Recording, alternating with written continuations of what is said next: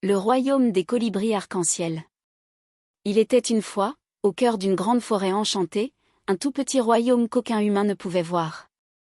Ce royaume s'appelait Coliberia, et il était peuplé de colibris aux plumes éclatantes, qui volaient si vite qu'on les croyait faits de lumière. Chaque colibri avait une couleur unique, et chacun avait un don magique. Ils n'étaient pas plus gros qu'un bonbon, mais leur courage et leur gentillesse étaient immenses. Parmi eux vivait un petit colibri nommé Tilo, le seul à avoir des plumes toutes grises.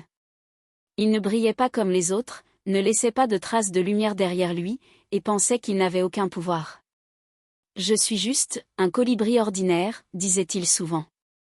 Mais Tilo était curieux, attentif, et il passait ses journées à aider les autres, il cueillait les plus douces gouttes de rosée, portait des pétales pour faire des nids, ou racontait des histoires aux plus jeunes.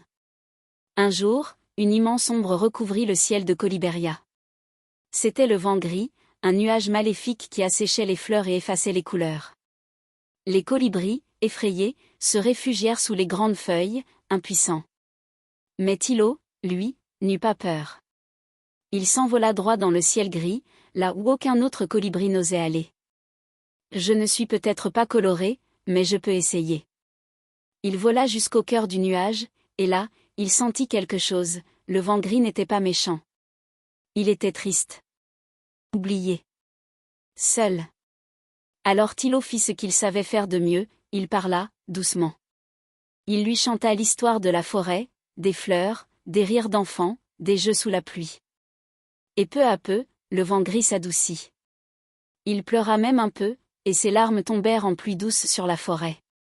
Les fleurs refleurirent. Les couleurs revinrent. Et Tilo devint le premier colibri arc-en-ciel, brillant de toutes les couleurs à la fois, né non pas d'un pouvoir magique, mais d'un grand cœur. Depuis ce jour, on dit que lorsque tu vois un colibri qui change de couleur au soleil, c'est peut-être Tilo, qui vient voir si tu prends soin du monde, avec douceur et gentillesse. Fin.